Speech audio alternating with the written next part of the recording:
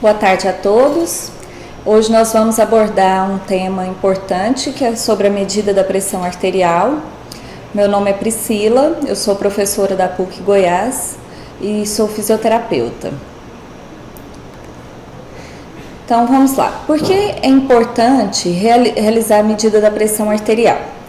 Bom, essa medida da pressão, ela é um método barato que consiste em uma técnica relativamente simples e ela é importantíssima para o rastreamento da hipertensão arterial.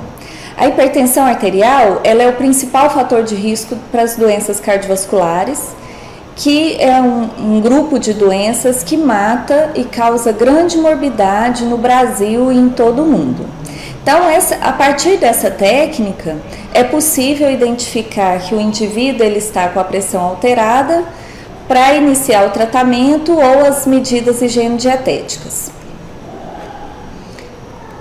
Existem várias técnicas para a medida da pressão arterial. A que nós vamos abordar hoje é a mais simples, que é a técnica direta, por meio da utilização de um esfigmomanômetro.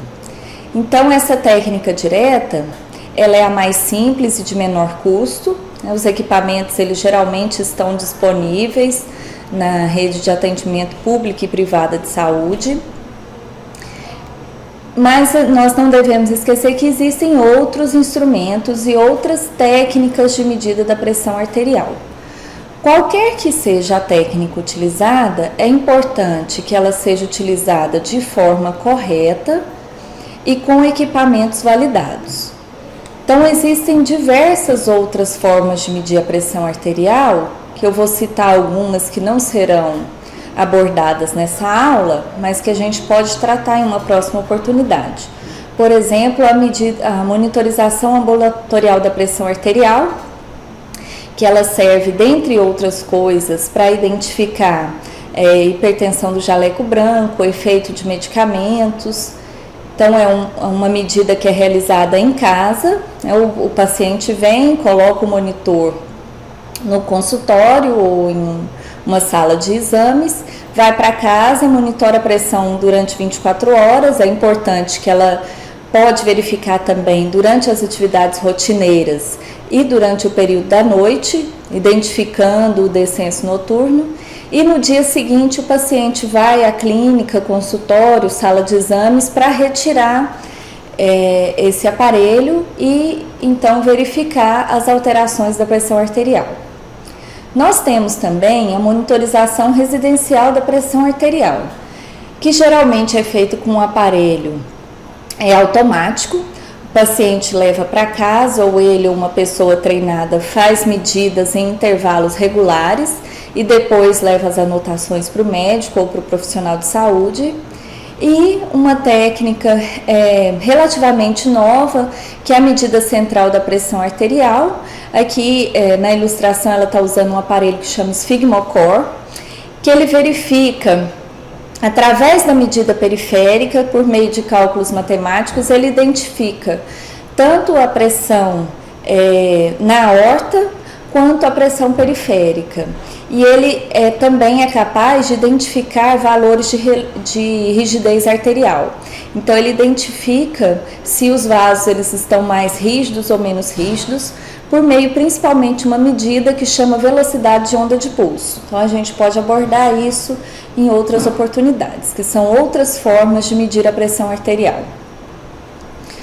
Quando e quem deve medir essa pressão arterial? Então, a pressão arterial, ela deve ser aferida pelo médico e por todos os profissionais de saúde em toda avaliação. Isso é muito importante, né? Todas as vezes que um paciente for avaliado, ele deve ter a sua pressão aferida.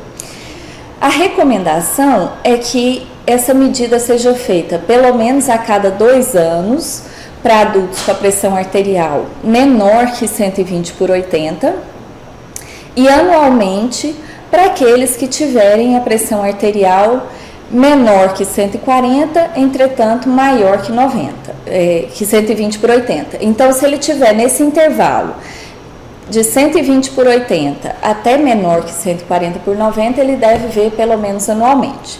Se ele tem maior que 140/90, ele é uma pessoa hipertensa, né, que ele verificou em mais de uma oportunidade, então ele deve fazer o tratamento e deve ter sua medida da pressão aferida em intervalos menores.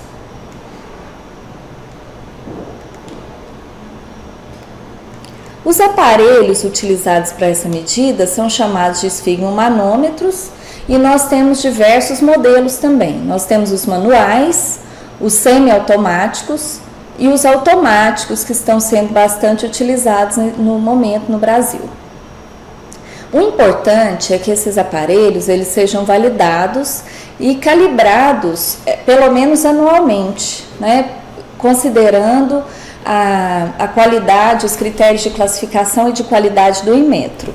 Então, existem alguns aparelhos que são validados e são calibrados, e isso a gente encontra no rótulo dos aparelhos, na caixinha tem uma marcazinha que ele foi validado pelo Inmetro, né? Então, é importante que a gente escolha os aparelhos, independente da marca, mas que sejam validados, né, pela nossa instituição que faz essa validação, que é o Inmetro. Então, aqui nós temos alguns modelos. Esse é o modelo de coluna de mercúrio. Embora tenha algumas críticas a esse modelo devido ao risco de contaminação com mercúrio, os relatos de contaminação são muito baixos e esse é um aparelho muito bom, porque ele não perde a sua calibração. Então, uma vez certificados, eles podem ser utilizados, inclusive, para a calibração dos outros aparelhos. Então, esse eu tenho um esfigmomanômetro com coluna de mercúrio. Esse outro modelo, ele é um esfigmomanômetro com aneroide, que é esse reloginho que é chamado de aneroide. Também é um aparelho manual. Então, esses dois primeiros são esfigmomanômetros manuais. Esse outro aparelho, ele é chamado de semiautomático, porque apesar dele mostrar os números aqui de forma automática, eu tenho que insuflar a pera do esfigmomanômetro como os manuais. Então, parte dele é automático e a outra parte é manual, a gente chama de semiautomático. Tem vários modelos e várias marcas.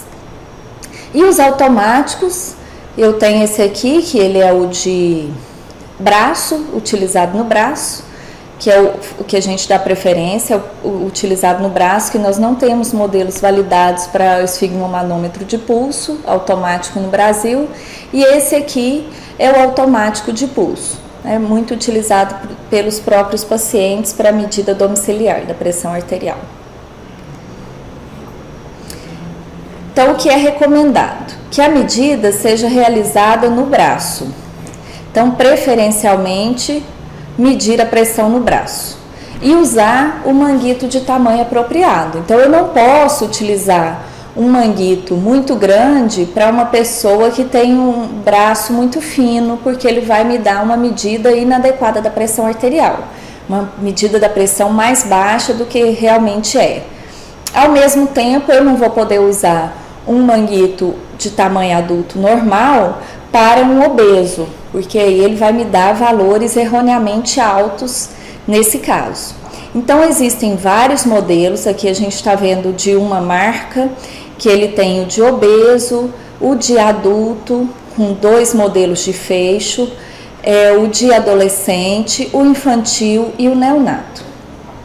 O tamanho do manguito, ele vai depender da circunferência do braço do indivíduo, que nós vamos ver um pouquinho mais para frente como faz essa medida da circunferência do braço. Então, eu tenho uma tabelinha. Essa tabela e todo o material dessa aula ele pode ser encontrado na 7ª Diretriz Brasileira de Hipertensão Arterial, que foi publicada no final de 2016 e está disponível no site da Sociedade Brasileira de Cardiologia. Então, essa tabelinha ela consta lá, e dependendo do tamanho da circunferência do braço, eu vou utilizar um manguito adequado a essa circunferência. Então, se eu tiver, por exemplo, um adulto que tenha 23 centímetros de circunferência do braço, ele vai usar um manguito adulto pequeno. Se eu tenho um adulto que ele tem 46 centímetros, eu vou ter que usar um manguito de coxa, que é um manguito maior do que o adulto grande ou obeso, que é chamado em algumas marcas. Então, dependendo da circunferência do braço, vai ser o tamanho do manguito que eu vou ter que utilizar. Lembrando que o tamanho do manguito ele interfere na medida da pressão arterial, então eu tenho que usar o manguito certo para a circunferência de braço correta. Se eu for suspeitar de hipotensão ortostática, quais casos que eu devo suspeitar dessa hipotensão? Pacientes idosos, pacientes diabéticos, disautonômicos e em uso de medicação hipertensiva. Se eu tiver algum desse tipo de paciente aqui sendo abordado no meu consultório, no meu serviço, eu vou ter que verificar se ele não tem hipotensão ortostática. Essa verificação é feita pela medida da pressão arterial em duas posturas, que é a postura sentada e a postura ortostática, postura em pé. Então, eu verifico a pressão arterial com o paciente sentado, aguardo 3 minutos e verifico com o paciente em pé. Se a medida entre a pressão sentada e a pressão em pé, ela for muito diferente, em pé ela cair muito, eu tenho um paciente que tem hipotensão ortostática. Cair quanto? Uma redução da PA da sistólica de 20 milímetros de mercúrio ou uma pressão arterial diastólica cair mais que 10 milímetros de mercúrio. Então, pode ser uma, outra ou as duas. Se o paciente ele tem, na medida da pressão sentada, 130 por 90, e eu meço em pé, ela vai para 130 por 80, eu tenho uma hipotensão ortostática diastólica. Então, qualquer uma das duas deve ser considerada. Como é o procedimento? Então, o preparo do paciente. Primeira coisa, eu vou ter que explicar o procedimento para o paciente. Embora a maioria dos pacientes já tenham aferido sua pressão arterial, não é incomum encontrar pessoas que nunca fizeram essa verificação. Então, explicar o procedimento para minimizar a ansiedade do paciente e deixá-lo em repouso de 3 a 5 minutos. Esse repouso, ele é muito importante na verificação da pressão, porque o exercício ou qualquer deslocamento que seja, o paciente às vezes ele vem andando do ponto de ônibus para o serviço, ele já tem uma alteração da pressão arterial. Então é importante que eu deixe o paciente em repouso, porque quando a gente considera os valores normais da pressão arterial, esses valores são considerados em repouso e não durante o exercício. Então é importante manter de 3 a 5 minutos em ambiente calmo para que o paciente adquira essas condições de repouso. E eu tenho que certificar que o paciente não está com a bexiga cheia, não praticou exercício físico há pelo menos 1 hora, então é exercício físico programado, né? Não ingeriu bebidas alcoólicas, café ou alimentos, que o processo digestivo interfere no valor da pressão arterial, e se ele não fumou nos últimos 30 minutos. Qualquer uma dessas condições deve ser resolvidas antes da verificação da pressão arterial. O posicionamento do paciente também é um fator importante. Ele deve estar sentado, se a gente considerar que essa vai ser a postura adotada, com as pernas descruzadas. Ele vai apoiar os pés no chão e o dorso em uma cadeira. Então é importante que ele tenha o dorso apoiado também. O braço deve estar na altura do coração, a altura do braço também influencia na medida. E as roupas, elas não devem fazer um garrote. Então, às vezes o paciente, ele está com uma manga comprida e você dobra a manga de forma que faça um garrote. Esse garrote, ele vai aumentar o valor da pressão arterial e você pode diagnosticar o paciente como hipertenso, sendo que o paciente era normotenso. Então, é importante verificar essa questão das roupas. E eu vou medir na posição em pé se eu tiver algum desses casos que nós falamos anteriormente, em que eu suspeito hipotensão ortostática. Casos de idosos, diabéticos, pessoa com desautonomia e em uso de medicação antihipertensiva.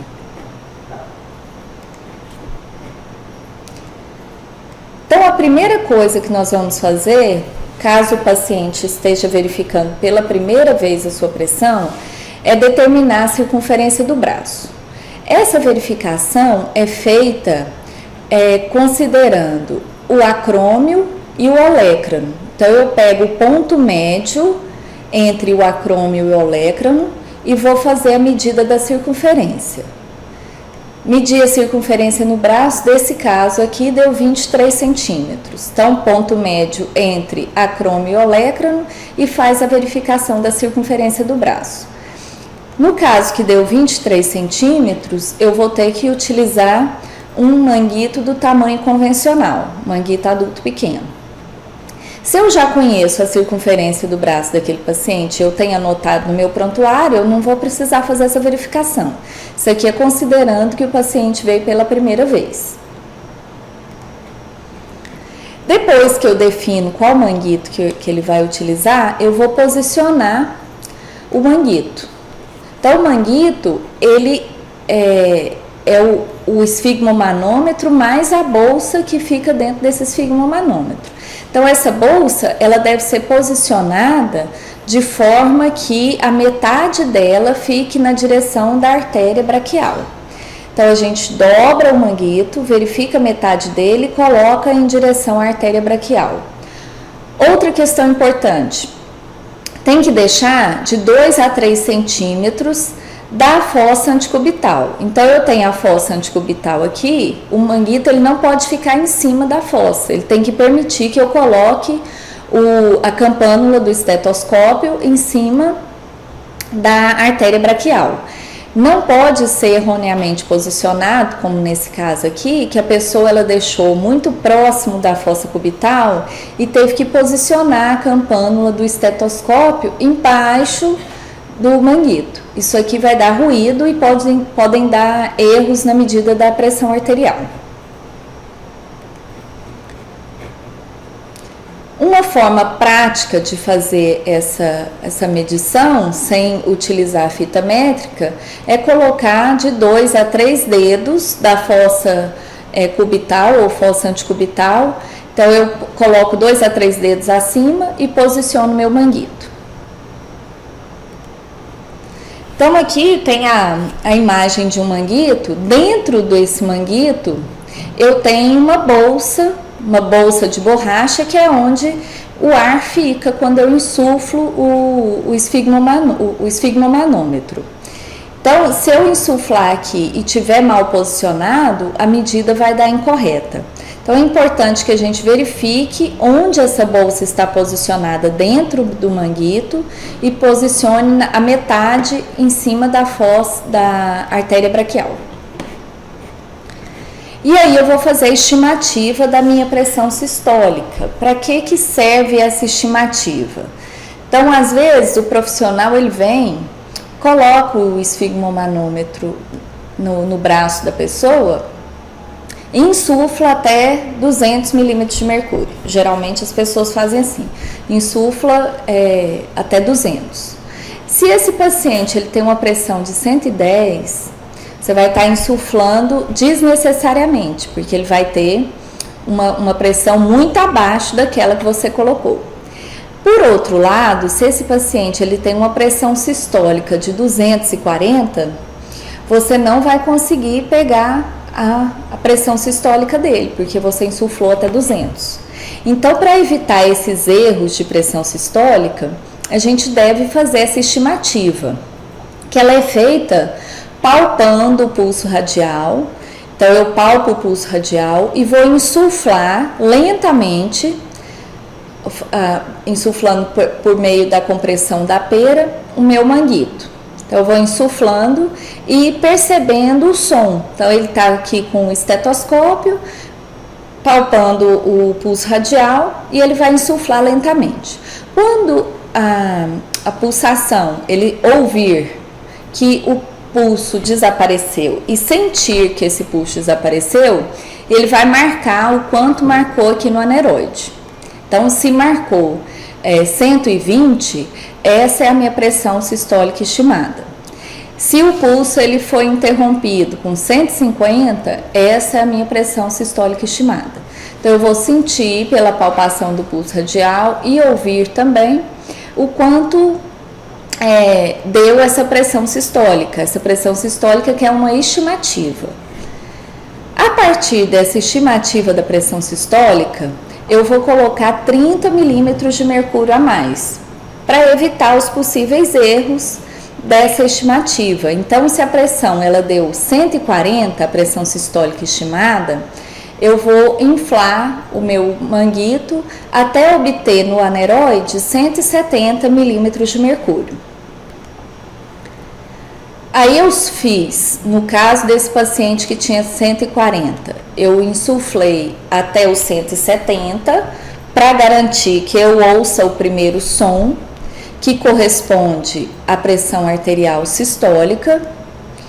Assim que eu ouvir, que eu desinsuflei e ouvir o primeiro som, ele corresponde à pressão arterial sistólica. À medida que eu vou desinsuflando e ouvir o último som, ele corresponde à pressão arterial diastólica. Em alguns casos, principalmente em idosos que têm a artéria mais rígida, eu posso ouvir a minha pressão arterial diastólica até o 0. Então, eu vou ficar ouvindo até zerar no aneroide, eu consigo perceber o som. Nesses casos, nós vamos adotar como a pressão arterial diastólica o último som, o último abafamento do som, que é o quarto som de Korotkov. Então, para casos que eu ouço até o 0, a pressão arterial diastólica, eu vou adotar como a diastólica o último som, o último abafado corresponderá ao valor da diastólica. Vou medir nos 2 braços na primeira consulta do paciente. Então, se ele é um paciente que ele está verificando a primeira vez a pressão arterial com você, você vai verificar nos 2 braços. E para as demais consultas, você vai escolher aquela medida que for a maior pressão sistólica. Então, se no braço direito eu tive 120, no braço esquerdo eu tenho 124, eu vou adotar o braço esquerdo para as demais medidas. Então, nem sempre a pressão é verificada no braço direito. Ela vai depender dessa primeira medida no consultório ou no serviço. Vou informar o valor que eu obtive para o paciente. Então, nesse momento, às vezes a gente informa, eu anotei lá 130 por 80. Para o paciente, eu vou informar o valor de 13 por 8, que é o que popularmente as pessoas conhecem e compreendem. E informar para ele o que significa esse valor. Lembrando que, se ele tiver uma pressão abaixo de 120 por 80, recomendá-lo a ver em intervalos de 2 anos. E se ele estiver entre 140 por 90 e 120 por 80, ele deve ver pelo menos uma vez no ano. Vou anotar também o valor exato, sem fazer arredondamentos, porque os arredondamentos ele pode rotular o paciente como hipertenso ou o paciente deixar de ser hipertenso por um arredondamento. Por exemplo, aqui no aneroide, a gente verifica que cada tracinho desse, ele corresponde a 2 milímetros de mercúrio. Então, se eu tenho um paciente que eu ouvi a pressão sistólica dele, um tracinho antes do 140, o valor da pressão dele é 138. Então, ele não é um paciente hipertenso. Mas se eu ouço, claro que a gente não deve considerar só uma medida para diagnóstico de hipertensão. Mas se eu ouço exatamente no 140, aí sim ele é hipertenso. Então, se eu verificar e deu 138, eu tenho que anotar 138 e não arredondar para 140. Sempre os valores na coluna de mercúrio e no aneroide, eles vão dar valores pares, porque eu tenho a escala de 2 em 2. Então, aqui são sempre 2 em 2 milímetros de mercúrio. Então, eu sempre vou ter valores pares. Eu nunca vou ter uma medida de 135 em um aneroide ou num aparelho com coluna de mercúrio. Já nos aparelhos eletrônicos, eles dão medidas de valores ímpares. Então, eu devo anotar da forma que vai aparecer nesse aparelho, sem fazer nenhum tipo de arredondamento.